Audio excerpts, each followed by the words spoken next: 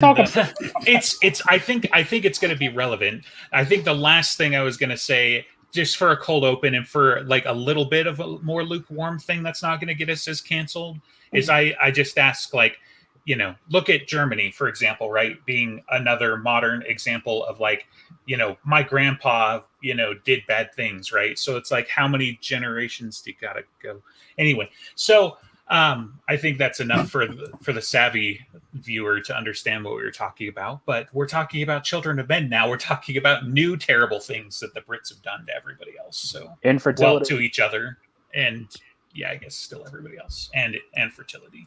So, yeah, I'm infertile, so what the hell's the difference? I can't give birth. I know that's not what that means. I know. Are you really, though? Like, not as far as I know, but okay. Well, avoiding fertility tests is a crime. Huh? Avoiding fertility tests is a crime. Right. Yeah, I guess. Yeah. Do you like the 1984 hints in the background? So very subtle. Yeah. Some of that I only caught because of the trivia, like the whole energy ministry and that sort of thing. Like, but maybe that's another reason because this movie existed and many years before, but now with all like the Handmaid's Tale stuff, and it's just like I'm watching this again, and I'm like, it's just so been there, done that now to me. Okay, so I'm gonna fight you a little bit, of course, because well, no, because the wife said the same thing when she watched The Giver. Okay, go fuck yourself. Okay, like, there is an order to events, and just because they decided, like, so the movie came out in 2006, right? And it's about events in 2027, but also since 2009, right? So it's meant to be contemporary, right? Mm-hmm. But you can't be like, what's the other one? The not Katniss, because that was Hunger Games, but what was the other one? Divergent, right? Like, oh well, Divergent did it better. Go fuck yourself. That's like saying, Star Wars ripped off, or like Lord of the Rings ripped off Star Wars because it came out in 1977, right? Like, The Giver was one of the original, like, even still it wasn't the original, but as far as like bringing kids into the mix, was one of the original, like, post-apocalyptic restructuring society types of things. Like, I'm not saying Children of Men was the original, but you can't say like, well, they've just done so many in the last 15 years, really, like. Sure I can, because I have to rewatch it now. Romero just really didn't have good zombies, man. They didn't even run. Like, what was he doing? The problem is I'm coming into this movie. I'm coming into this movie able to see it as objectively good, but it's like Blade Runner in that I hate it because I don't care. It bores me to death. I don't like it. I fell asleep on it on this rewatch.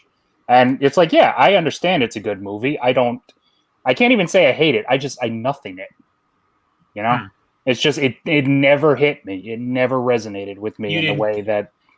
If you don't get any emotional impact, then it's not going to be a good movie for you, because that's like, I don't know, 80% of it to me. So, after, what's the one with Chekhov and shit. Anyway, he did a movie after Star Trek 2009 where, it was a little Dresden-y, where it's like he could see, Bodaks, and he could see spirits and whatever like that. Anyway, I forget the name of the movie just now, but after that movie, and like, I'm watching the movie and it's like 2 or 3 stars at best. And then you get to kind of like a twist, and I cried a little bit, and I'm like, okay, now it's 4. Because I think any movie that elicits an emotional response gets a modifier, right? Like, it might not have been a good movie. Maybe I'm a sap, but I get into it. And this movie, I feel all of it, right? And I think that's part of, I don't know, my twisted enjoyment of dystopian in the first place, right? So first of all, like, I dig dystopian stories and movies, seeing where people think society's going to collapse. This came out in fucking 2006. I'm pretty sure nobody was saying Brexit at the time, but when the headlines start rolling right at the start of the movie, that's the first thought that I have, and then from there on, it's just like, oh yeah, shit, this is the first time I've seen this movie since I had kids, isn't it? Which obviously, is a different, I'm not trying to like anything, but like, you won't understand until you're a parent. I mean, it still hit me. It hit me mostly the same anyway, right? So, but I'm just saying, like, one of the quintessential points. Seriously, spoilers. Don't be Why listening would if you you want to be watch in this this movie. episode But if you like? Surely Go for the you spoilers. can't Go. possibly be incredulous at this point I'm about just people who warning complain people. about spoilers. Nobody pays attention to anything anymore. Yeah, it's a standard warning. It's a 15-year-old movie. Fucking get over it. However, seriously, dude, when the baby starts crying in the war zone and everybody stops, like the whole scene, like everybody stops, right? Like I stop, they stop. I'm like, holy shit, that's a baby. I've seen a baby recently, like, and then you get 20 feet down the line and the rebels get the bright idea of, wait, what if we ambush them? They've only got 4 tanks outside. And then all hell breaks loose again because people are fucks. And they literally have the symbol of their movement out there. And they just start shooting again anyway. Anyway. So I get it. Like, I'm not gonna be like, if you didn't feel it, you didn't feel it, right? And if you didn't feel it, I could see why you wouldn't see it. It's anything other than a substandard action movie, right? The main hero doesn't even pick up a gun and shoot it. Like, I've never. What are we even doing? Yeah. It's funny because I like the concept of the, in the beginning where they're talking about the kid who's a celebrity, but he's like a young adult now, because I would watch that. Poor Diego. Like the idea of, you're basically the last kid born in the last 20 years and what your life must be like. I would watch that movie. That seems interesting to me as like a same kind of post-apocalyptic story, but now you're dealing with a society that still maybe has a little bit of hope all on you. Like I was okay. But again, it's not like I the see Academy called and they are so excited about you and your movie right now. So I can't do the like purely character driven shit and the like a day in a life. It depends. It's all on. It always depends on execution. I mean, I like the fucking Frances McDormand movie that just came out. Nomadland. Yeah, it bored me to tears. And it's, you know what? I don't even mind character stories like that, but it was so much about nothing that even I couldn't get my hooks into it. But I don't mind slow character kind of stuff. That doesn't.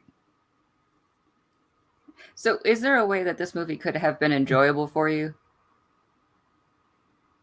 Yeah, probably. The key question. Yeah, I mean, I think it's probably one of those things where I didn't quite have the same appreciation for this kind of stuff back when I first watched it, and this is basically the first time watching it again since then. It's like Blade Runner. I still haven't watched it since the first time I've ever seen it, but I also have a very hard time getting over that hump of wanting to again. Even though I know there are things to appreciate in it, and I understand why people appreciate what it is. It's a slog. And once you have that roadblock, it's tough. So, I mean, what was it for you, right? Was it the pacing? I mean, the subject matter and whatnot seems okay. Like, for me, I get lost in some of the details as much as anything, right? Like, when he's downtown, there's just so much to look at and so much said about their society. Contemplating the idea that they collapsed because they can't have babies, because it's like, what are you going to do right now? Literally every life is precious, or none of them are, types of stuff. You get the semi Easter egg, semi plot point of Quietus, which is the drug to, government sanctioned suicide because, hell, if you don't want to be here, we don't want you, stuff like that. But and 2,000 pounds goes to your family. Right. So yeah, I don't know. There's just so much detail and whatnot. Was there as the director said, was there anything you could think of that meant like, oh man, this really needs like go-go dancers or, more eye contact or candy? Julianne Moore is very pretty, don't get me wrong, but maybe we needed like switch from The Matrix as the driver instead of the operative from Serenity. So No, there's probably not any one particular thing that I could point to and be like, yeah, that needed to. Because again, I don't see. I will not argue with someone who wants to argue the merits of this as a perfect movie. This is purely like from an objective standpoint. It's well shot. They have, it's good dialogue. Extremely well shot. It's the subject matter's engaging, and yet it's just one of those things. It's really interesting because this is the first time that I've watched it since the first time I watched it a long time ago, and I've thought about this movie, but like I never had the draw to rewatch it again. And when like talking to my husband of like, this is the movie that's my homework this week. Do you want to watch it with me? And he basically said the same thing. It's like he remembers it. It was good, but he has no draw to rewatch it. That is. Did he join you? Did he No. end up watching it with you? No, I watched it alone. That's fine. And you asking me like, what did I think about it, and like how has things changed? But what is it about this movie that we can say like this was masterfully done, and yet we don't have a draw to rewatch it? Unlike The Mummy, which can be on repeat, in my opinion. I think there are well, to touch on the positives on the movie is like all things like it's very well done, right? Amazingly well done. The only thing I was like, okay, what is there anything we would want to change? We ask that every time, right? The only thing I could think of was there was one casting which was like it's the pregnant girl that I feel like was a little weak. I feel like her acting did not live up to the rest of the cast. But she was still pretty decent. That's the most negative thing I could probably say. I think the story is really good. I think the reason we might not want to rewatch it so much because I watched it back then. I don't think I've rewatched it. Maybe I watched it once, but like over 10 years ago again. It's depressing. Maybe that's why. Like The Mummy is fun, but there are other movies that are definitely depressing that I'm happy to rewatch. I don't know.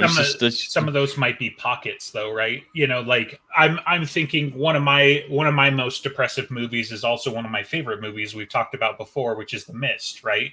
Right. And that fucking one, ending. Jesus fucking. Right. That one for the main character is the end, right? Like even if he's alive, he is not going to survive what happened there and that sort of thing, right? Whereas like Children of Men, like so. As far as the director's concerned, especially, like it's meant to be a beginning, right? It's not meant to be an ending. And it is somewhat hopeful because despite everything that happened, they achieve their goal and they get where they're going and that sort of thing. But looking at the state of humanity and what people do to each other and the fact that the world is literally fucking dead and these fucks are still trying to get a leg up on each other, either side. I mean, I'm not absolving the government, but the fishes killed their own fucking leader so that he could get power, so that he could start a revolution, right? So he like, could do it. But it's it resonates so many. It just takes these things that happens in real life that we all see and we all know, and just kind of intensifies it and shines a light on it, and maybe. That's a reason that people don't feel that comfortable rewatching them. Like all of us here talking about how we watched it a long ass time ago and we didn't really rewatch it again. So that might be a reason why. It's like and there's so many. This movie is like when I watched it again here. I watched it this afternoon. I was just like, this movie is just so well made. Like all the show don't tell stuff that's in there. I thought the pacing was amazing. Like these little, like for example, he go visits his friend. We don't have to see him go back or anything. We just kind of skip, but it feels good. Like it's like, oh, we just assume he went back. In the car, I'm taking a nap just so we can keep going. And I thought it was really great. I got really emotional when his friend died. The pothead that I can't remember the name of right now. Jasper, yeah. Oh, yeah. Michael Caine as a pothead in and of itself is very entertaining. Yeah, political cartoonist, very 70s, and the tragic backstory there, and what's going on there. Like they just kind of see. They don't talk about it really. It just you're shown things around, and you piece it together yourself. Right. Clive Owen's character of this former idealist who's just kind of been broken by the world and his life, and how his kind of this mirror of himself in a way in his ex-wife how she like went on and like how where he could have been, and it was so good. The I think that scene that you're talking about with the baby is probably the most powerful scene. But for me, the whole chasing after the baby when they get separated in the war zone, kinda the way that was shot, almost documentary style feeling with the blood splatting on the camera. It was so good. So good. And even that is like a happy accident, right? So like even accidents like add to the movie and that sort of thing, because there's so much trivia about how the director saw that happen and was yelling cut, but nobody could hear him over the din, so they just kept going, and he's like, thank God nobody listened to me, because that's what went into the movie, so it's like one continuous film, right, as well. There, I think it feels like it's probably it's obviously very planned out, but there's no cuts. I think it's until he gets to the house. I'm blanking on the term, but it's like in 1917 where they do the continuous shot, and for like that whole sequence in the burned out village and shit. Yeah, those multiple those are amazingly done. Right. Yeah. I mean, literally in this movie, like one of the things that helped me appreciate it mechanically behind the scenes, which I don't often do, right? But in this case, they literally built rigs to film, like the car chase scenes and shit. And, they have the actors, they're stuck in a car the entire scene, but they've got them like ducked down or leaned back in their chairs so they can kick out windows and whatever else that when the villagers come out and chase them and whatever, just the whole thing. And like they've basically got a cameraman on a gimbal in like hanging off of the car practically, to film this thing. So yeah, like well shot doesn't quite capture it. That's why the director keeps saying amazingly well shot, but it's great, Yeah, I mean, I think in the trivia they said that was shot like 6 times and then kind of stitched together, and they did have some CGI to make it really work. Like the motorcycle going out of control, that was CGI because they didn't want to deal with it otherwise, and that makes sense. But like just the effect of it being continuously shot like that is a great way of increasing the tension in a way, like, because I keep expecting it to do something else, and it's just like rotating around the car, watching how things are really happening in the story. It's so much more visceral. Yeah. There's just there's not enough good things to say. I can feel like I could just keep going on. There's I really love that the shots like where he travels from kind of like slum part of London up to like through the fancy part, the social divide, which would totally happen, right? And then even more into like the government part, which is even grander than that, and we go see his very well off cousin, and this kid, I guess is his kid, who just seems like completely cut off from the world, and I guess there's no real no real consequences because he's young, right? And so he's probably adored because he's young. Yeah, that's a good point. Those are all good points. But yeah, the dichotomy of seeing him, I mean, first of all, opening with the terrorist attack, which was coincidentally related, like filmed within a couple of weeks of a real one, then you get, like you said, him going down the slums. I didn't catch it this time, but there's like, just a dude standing on the street corner with a shotgun in one scene, if I remember right. And then, then he, like you said, the dichotomy of him going towards, what's presumably like the palace grounds and that sort of thing. Like he's in the same area, at least if it wasn't directly in the arc of the arts, just that, they took all the art. They don't even have it in museums anymore. They've all hoarded it away from people, and, very interesting stuff. So just a lot of world building, and like you said, it's all show don't tell, Mm-hmm. Yeah, that whole Jasper's whole speech about faith and chance and how they kind of, I feel like, intentionally played with that throughout the movie, like how Faith is like, how that's a person and their intention, and how these and how, for example, Clive Owen ends up saving this girl but gets shot kind of like by chance. He could have not gotten hit, like, and many other things that I kind of forget. I should have taken notes, but there was like I feel like they very intentionally made that speech, and you can kind of recognize that throughout the movie, because I think they had that thought in relation to some of the things that happen, like the timing of them is really convenient, or like really like, it's, you have to suspend disbelief thing a little bit. The fish is finding them right when they do in that war zone, for example. Right, I was like, right. Of all the fucking odds in this entire city, the squatted dudes he least wants to run into are right there, Yeah. So, yeah. Charlie Hunnam played a very great kind of minor muscle guy. This was before he got really big, I feel like, but I instantly recognized that voice, but you can't really recognize him with all the dreads and being dirty and shit. That was like, I kind of recognize his face, but I can't be certain, so I had to look it up after watching it. It's like, that's a fairly big name to not have any form of like direct face look as to like, here's who he is. Like, they don't give you that because of the documentary style. It's just you only see it like in part, or he has a mask on, or he's really far away. I also think very much 2006 Charlie Hunnam was like pre-Sons of Anarchy, I think. His biggest thing up until then was probably have been the Hooligans movie, which was really good also. And now post Sons of Anarchy, he's back to where he was pre-Sons of Anarchy, because the only thing he's had so far that I can really remember is that god-awful King Arthur movie. Yeah, it was meh. But yeah, I feel like he's not made great decisions with regard to the roles he's taken. I also don't think he gets that many opportunities. He seems like he's kind of sort of gotten typecast as the bad boy. But is that a problem?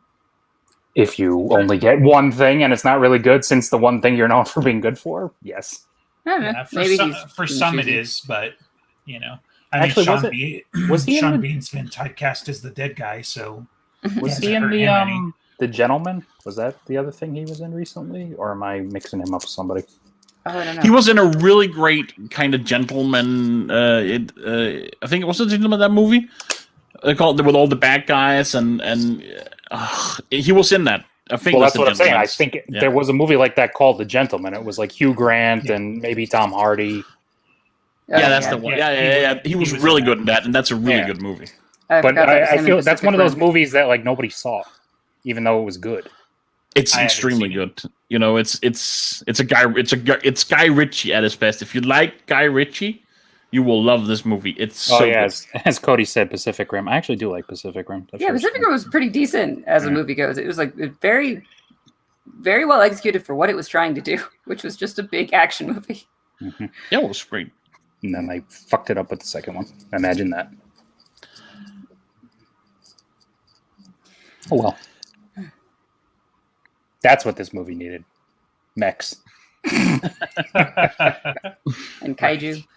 But imagine this movie. The baby gets born and it turns into a mech. That would have been that's what Japan's doing, so don't worry your little head. It was just a Brit focused, it was a Brit focused thing. But I mean, really, it wouldn't even be a stretch as much as I'm joking, because Japan had been getting into robotics due to the spike in birth around with their baby boomers, and then the complete fucking drop off of the generations following, right?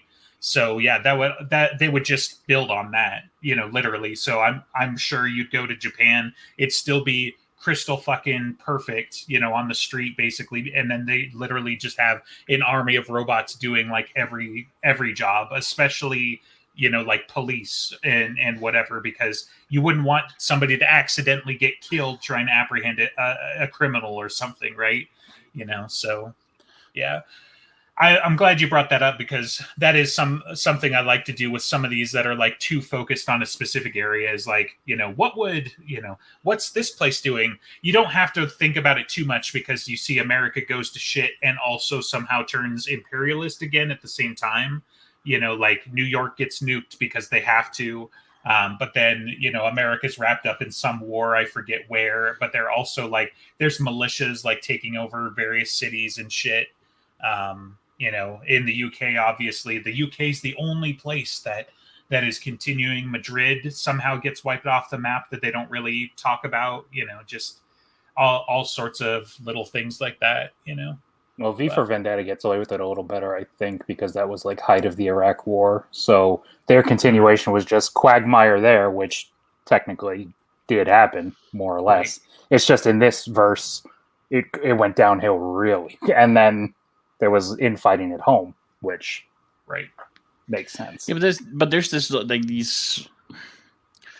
There's a lot of parallels you can draw from this movie in 2006. Where you can kind of see, there were trends even back then, but we can still recognize them today. The British doing Brexit and just like being isolationists, I guess is the word.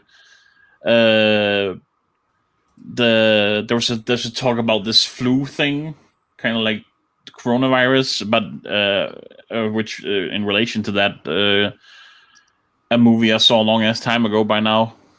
Contagion, you should watch that. That's probably a perfect movie. Actually, it's so good. There's just like, I guess I'm gonna guess they probably did good research and saw a lot of these, like, what if this happened and stuff, like, and just because it felt like a lot of the things that has happened after that movie came out, you can kind of, it's more extreme in the movie, but you can recognize it. Well, people knew this pandemic was coming in one form or another. It was just a matter of what the response was going to be. Right. Yeah. You could go on and on, but yeah, that's true. I think some of it though too is like sometimes we put on blinders, right? Like, it's not like the UK is new to the anti-immigration movement. We just, for us over the pond anyway, it wouldn't be as big a deal to us until they start doing something like Brexit, right? Which is why like that was one of the first things that kind of twigged in was like, holy crap, this must have been fomenting for a while. For Andreas, maybe it hits the news a little bit more often because you guys are somewhat neighbors. At least in comparison. Well, plus they're in the union, so it would immediately impact them versus us, who has our own separate trade agreements with them. Right. Yeah. Yeah. So just, well researched is a good way to put it for sure, I think. But, that's part of why, like, I want to read the book and get into some of the original context. Ironically, like, this is one that I take points away from the director because he didn't want to read the book because he didn't want it to interfere with his vision. And I've so heard I'm that like, from other directors making a movie based on a book, though. So that might be pretty standard. I know, but yeah, talk about death of the author and shit like that, though. She was involved in making the movie, though. She was an uncredited actor and involved in the writing process, I'm pretty sure. It's also, like, from what I read, it was rather loosely based on the book, but I guess if she was involved, she did very well, because this is a great movie. I haven't read the book. I don't know by how much, but I think she got a writing credit somewhere, and she said that she was very happy with how the movie turned out. Yeah, adaptation arguments for me are always weird, because I can always see the reason why somebody would be upset, but then it's like, well, what if the movie's good? It's like people hate Sony Spider-Man because they don't like him as Iron Boy Jr., but he's a good character. Those are fairly decent movies. Or Christopher Tolkien hates the Lord of the Rings, stuff. And it's like, well, all right, great, but they're still wonderful. Well, the problem with making an adaptation where you don't necessarily have direct experience with the root thing is the same as I have a problem with trying to reboot a TV series and not, keep with the same thing. Like you're fundamentally not necessarily catering or even aware of all the same themes as, the fans are in the first place, right? So like, why are you telling this story using the name Children of Men, using all the fucking characters, using everything else, and then not staying true to the premise? Like, there's a disconnect there that I haven't been able to rationalize out, right? Yeah, like, but we're I gonna think make No, go ahead. I was gonna say we're gonna make a movie about Kirk and Spock in the Enterprise, but every fucking thing is gonna be different. So why can't we just make a different show? We'll call the ship the the newbie prize, and we'll call them, just fucking change everything. Like, if you're not going to do it in the first place, why do we have to use all the same names? Because in my opinion, the catch-22 is you're simultaneously trying to get old and new fans so you can cheese off the old fans, because that's what's going to happen, because there's no other reason to do it, right? Like every show, it's the same reason why you do prequels and stuff like that, where it's like, well, we want to make it in the same universe so that you've got your same heroes to look for, but it's not going to be anything like that. So fucking make something original. It's not, if you've got all these other original bits, how hard is it to change the names at that point? No, that's the problem now, is always because they want the name recognition. It's like with that show Lovecraft Country, which was terrible. And the book, I read the book first, and even the book, which I thought was disappointing, they changed the show from even that. And all they want is the name recognition of Lovecraft to get eyeballs on it, even though it barely pays lip service to those ideas.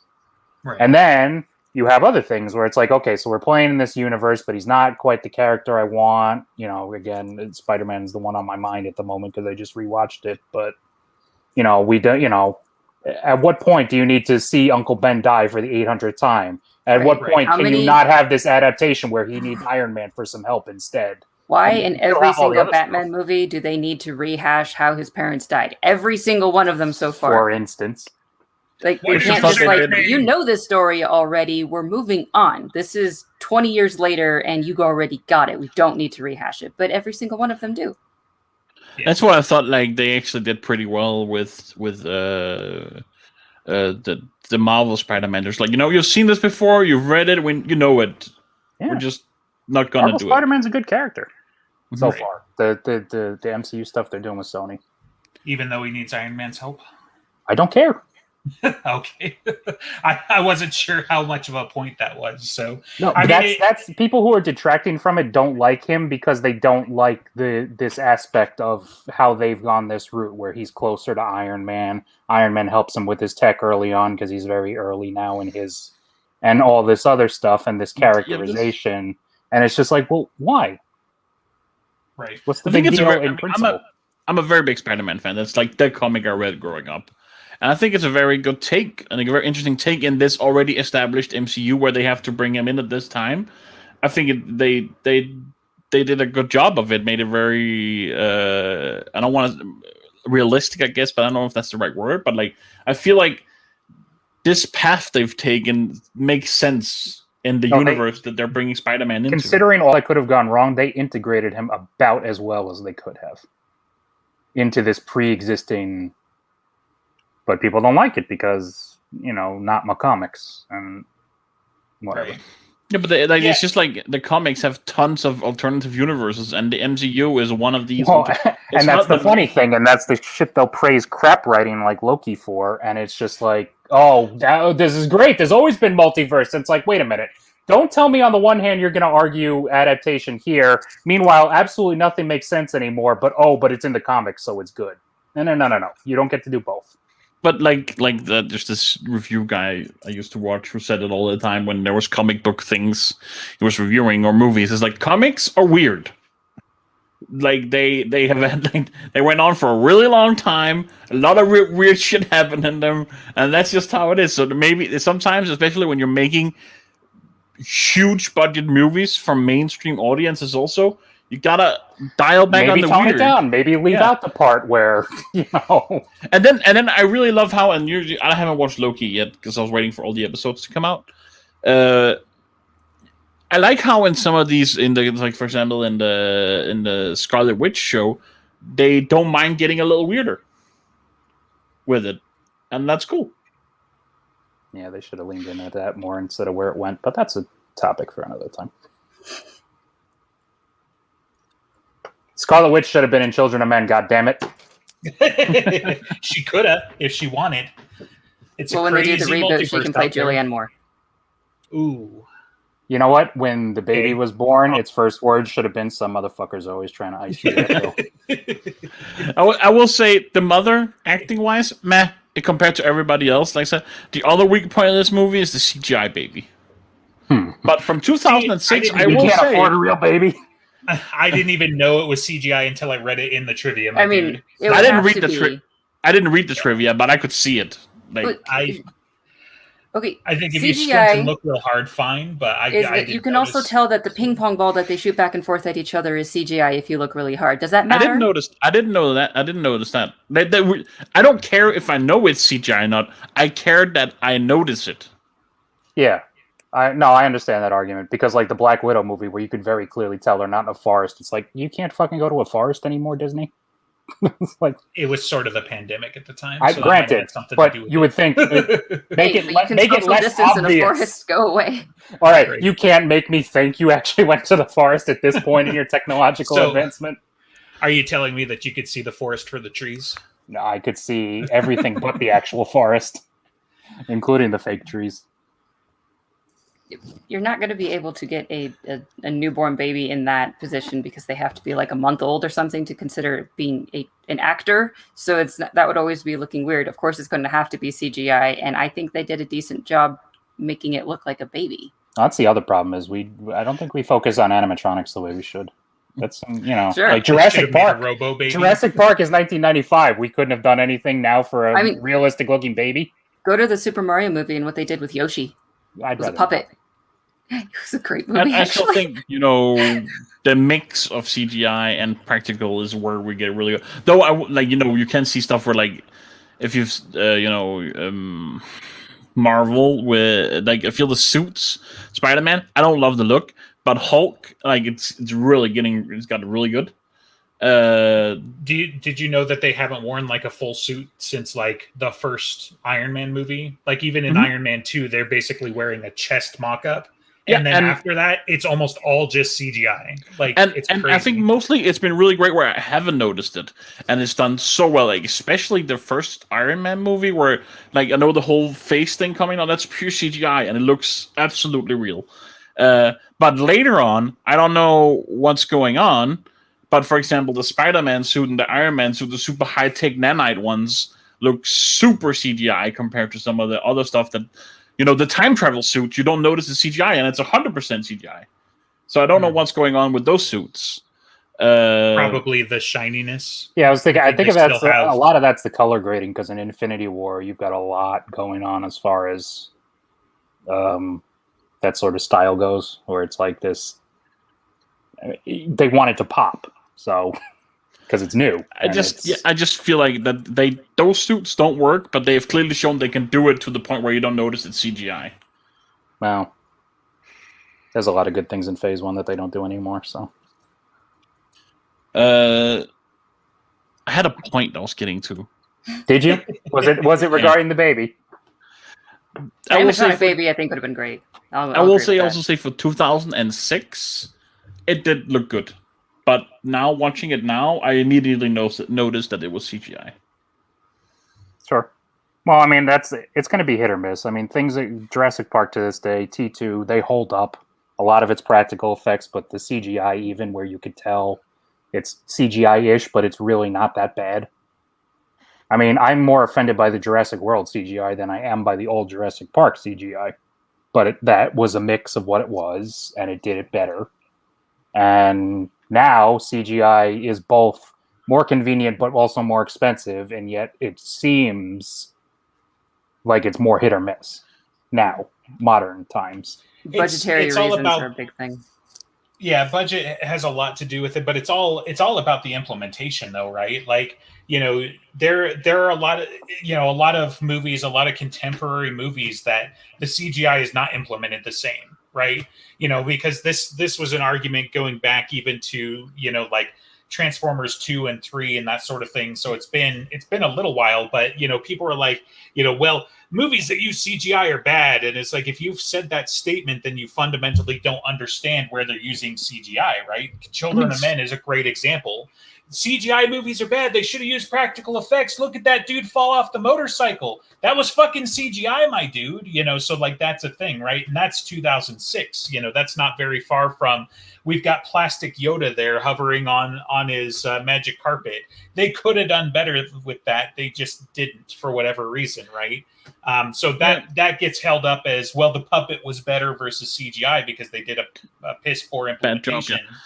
But then today, you know, we literally entire fucking movies are CGI practically, you know, Infinity War, like what of those were practical effects, you know, versus you can watch something else like Fast and the Furious 99 or whatever and be like, that car going into space is fake, you know, like it's not the technology per se, it's just kind of how it's been delivered, you know, at this point. Because I had to see the behind the scenes shit to realize that like the Iron Man suit is like 100% CGI right now.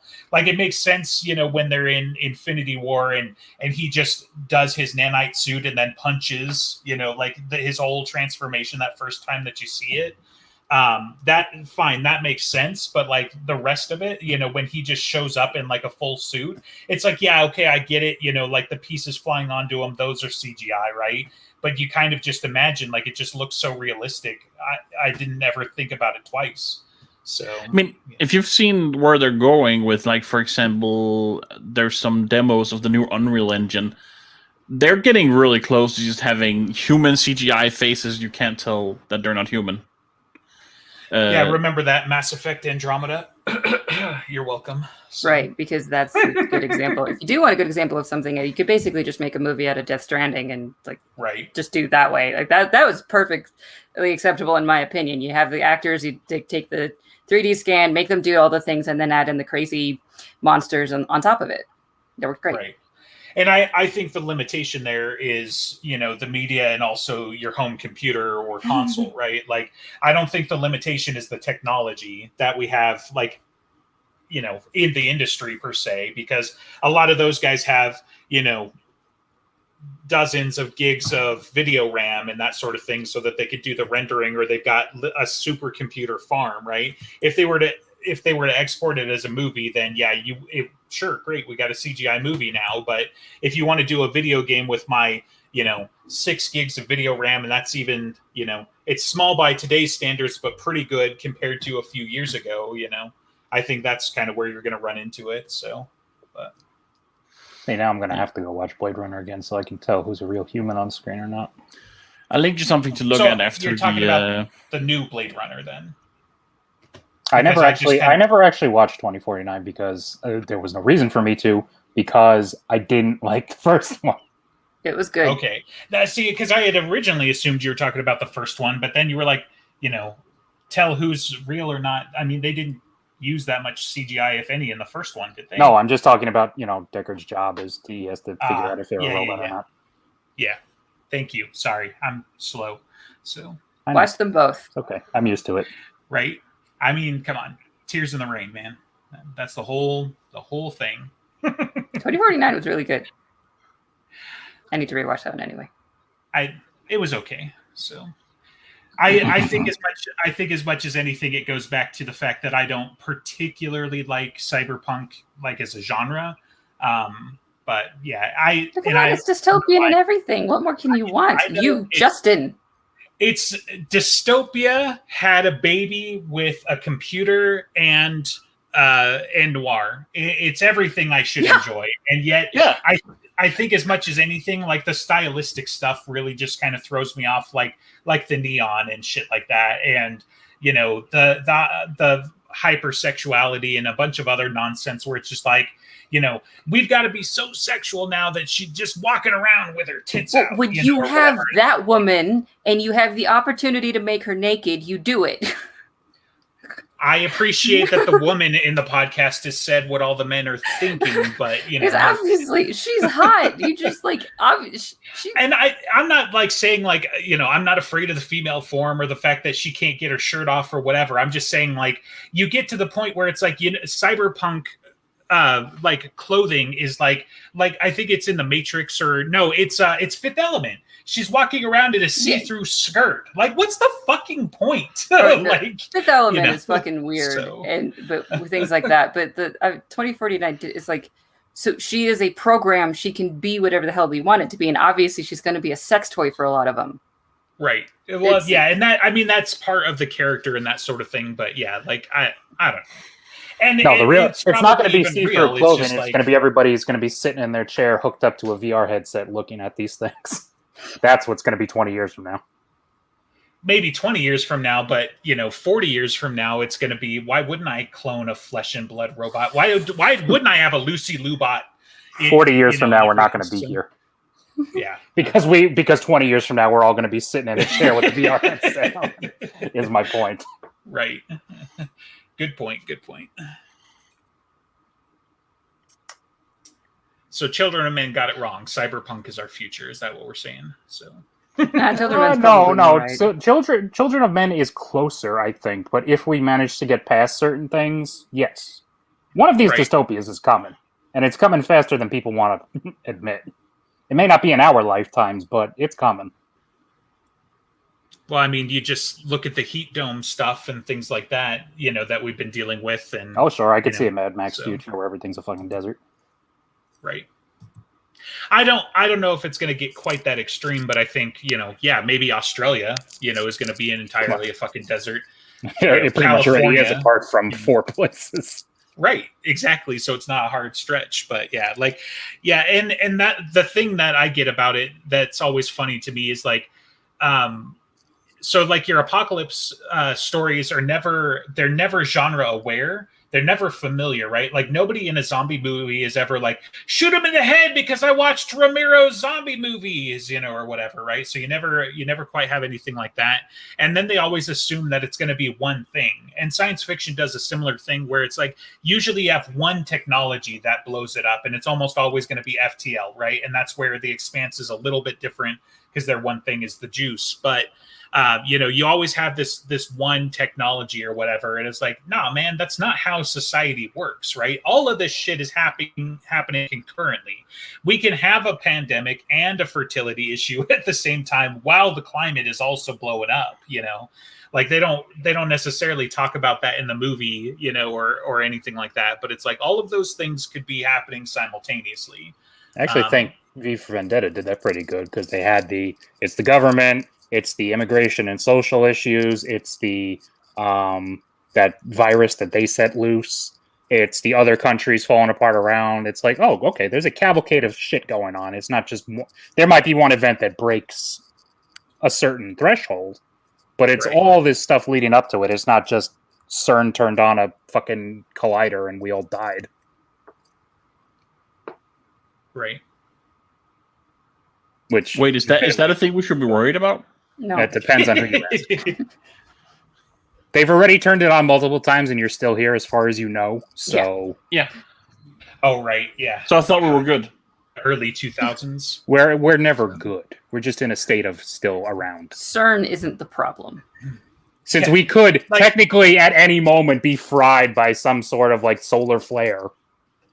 I know. I was like, Andreas, do you want to sleep tonight or not? Because we haven't actually even talked about some of the really existential shit that you wouldn't be able to stop anyway. Like, there's no. When I watch meteors hitting movies, and I'm just like, no, that shit makes me visceral. Still. That's the most survivable one because we could see that coming and maybe shoot rockets at it. Yeah, Armageddon. Not to mention the fact that, like, at least you can move out of the impact area. I'm talking about there are like 4 to 6 different apocalypses I can think of right now that like you pretty much just cease to exist and there's nothing you can do about it. So, if you want to lose sleep over shit, you can't. Which would probably end up being a lot. Most of those would be the least painful ones.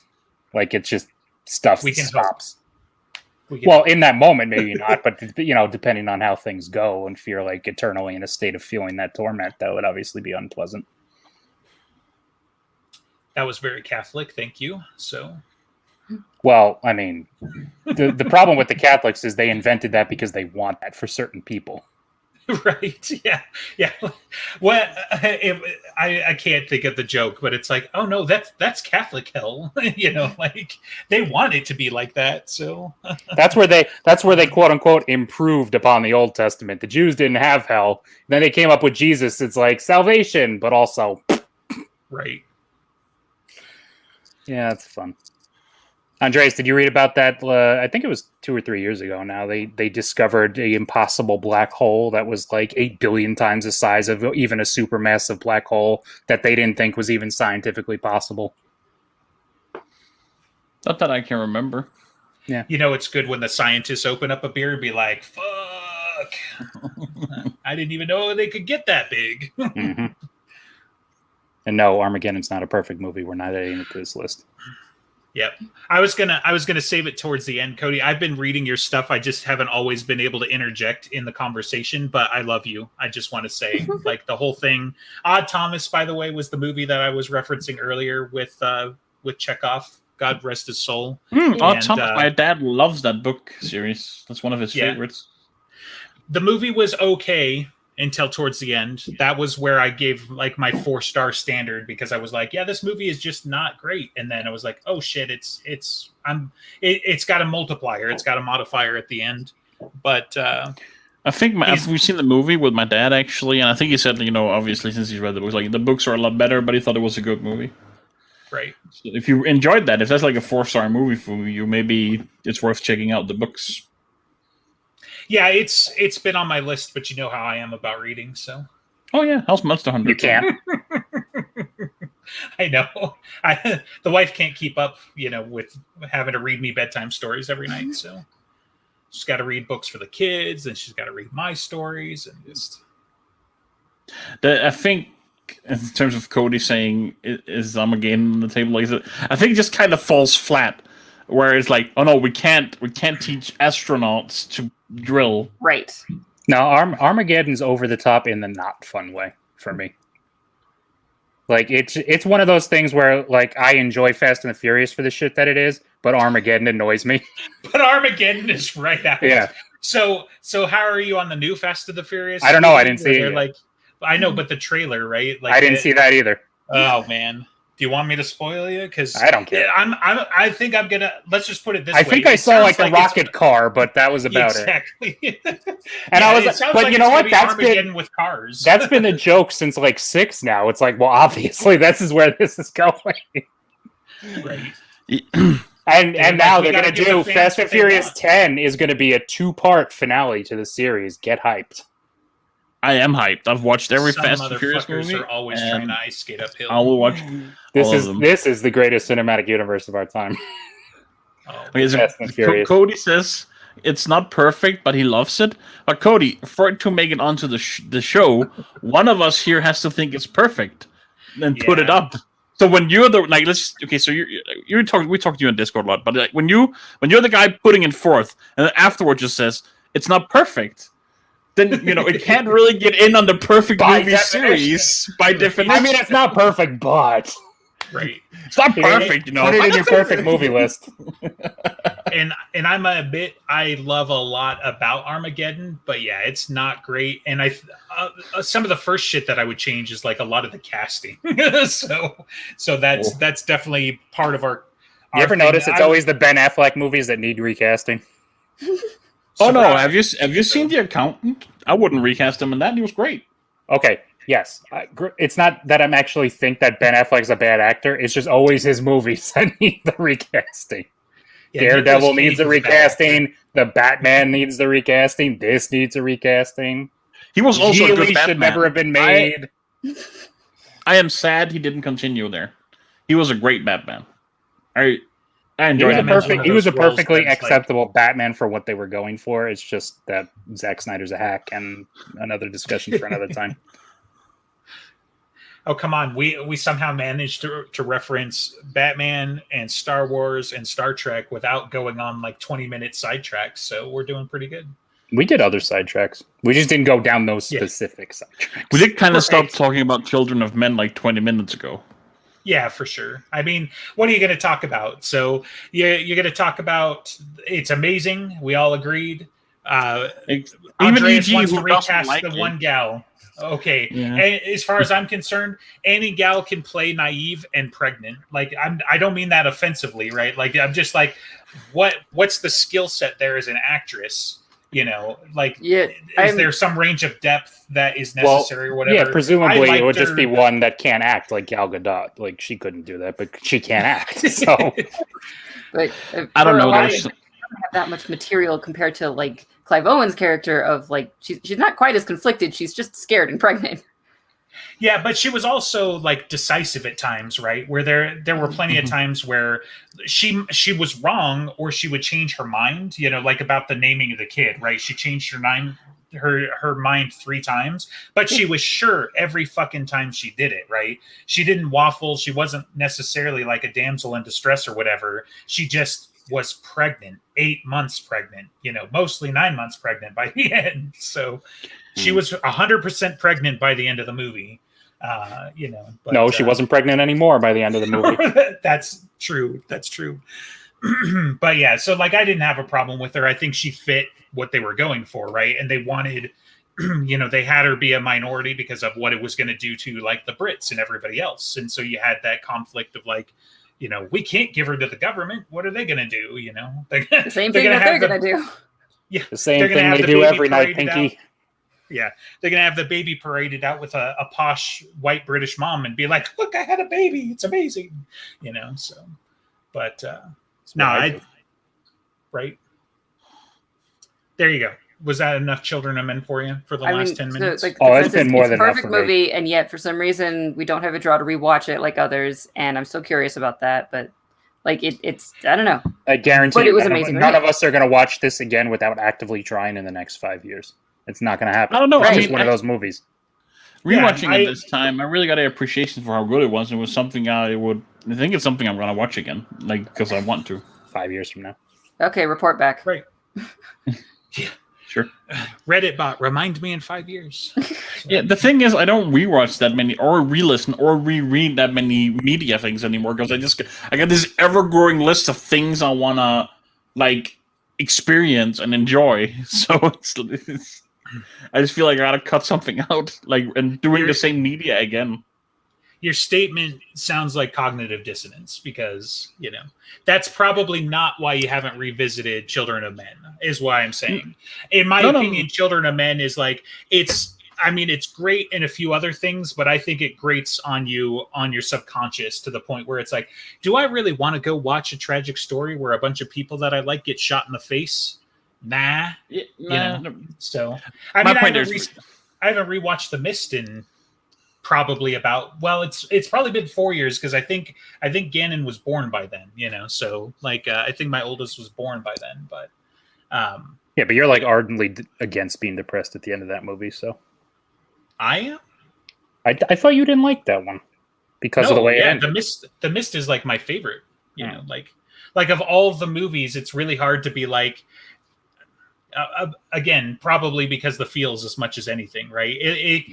It captures so many things, and then it makes me hate Captain Holt, which I'm really conflicted about these days, and because he's such a great actor, but because he makes me hate him in that movie, and then he's Captain Holt at the same time. It's like that's amazing. Anyway, but yeah, so The Mist is great. Even compared to the novella, I love the novella. It captures a lot of the main beats. I'm not the ending in the movie is better. Oh yeah, for sure. I mean, I think they're both good, but they're anyway. So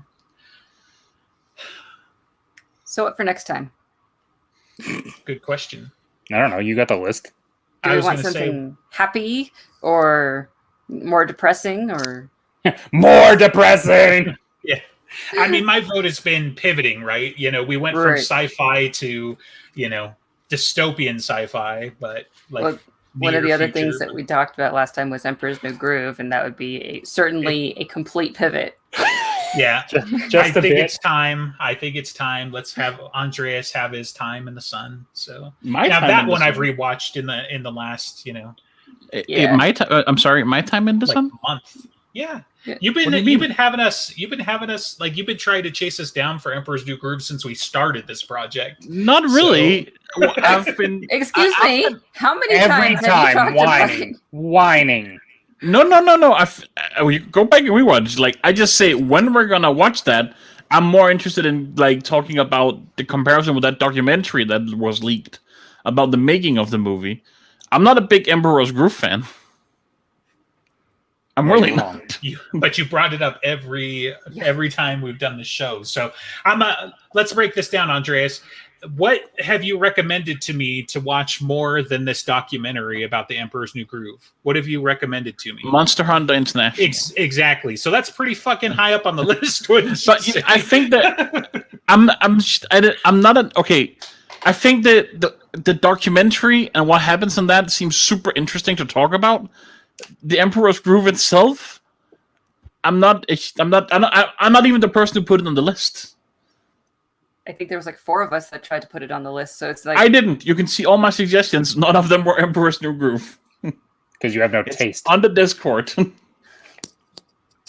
So, just want to put that out there. I am fine to do Emperor's New Groove if that's what we're going with. I like that movie. I've always liked that movie. it's great. Finally, something even EG likes. I like most of these. This was the only one. And I didn't bother with what's his face's suggestion because I wasn't there. Right. Shadow of a Doubt. Yeah, that's no. Yeah. Okay. Maybe we should put 12 Angry Men on the list so I finally have an excuse to watch it. Because I've never watched it, and people keep telling me it's a wonderful movie. What is it? I would rather watch My Cousin Winnie. Winnie?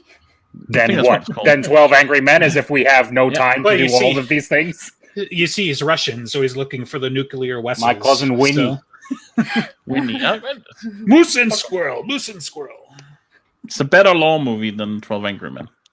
I doubt that. I have Very seen much. neither. I'll give you this. My Cousin Vinny is probably more realistic than a group of 12 jurors actually doing their due diligence and going out to find real information on the case as opposed to just sitting there and nodding along because I've been on a jury and that's mostly what they do. But They're like literally not supposed to, right? Yeah, I thought you're not supposed to. Get Wouldn't they Right. get thrown out as a jury if they did that? So right. That too. how dare they not do the thing? No, but they take that. There's a difference between not like being a private investigator and not using your brain because they seem to throw both out. Hmm. But it worked out. Well, we should talk about that in the Discord. I One guess or so. both Yep. of those movies, I guess, should be added to the list. So We'll just ridicule you guys endlessly if they suck. It doesn't suck. You'll like it. It's a great movie. Which one? My Cousin Vinny. 12 Angry Men. Well, yes, My My Cousin Cousin Winnie. Vinny is a good movie. I just don't. Is I- it perfect? I don't know about Yeah. perfect. It's perfect. I mean, I don't really have an argument against it being there. It's one of those feelings like, it feels like the easy if somebody was making their top 10 perfect movies you've never heard about, but everybody's actually already watched. If My Cousin Vinny is on that list all the time. It's a great movie. Okay. That's all I got to say. Then Yeah, how come you didn't name your cat Vinny then, if that's true? Because I didn't name him. You got a secondhand cat? What's my roommate's original? And where are they now? Still here, but it's my cat. Sleeping with the fishes. This is what happens when you live in an anarcho syndicate society.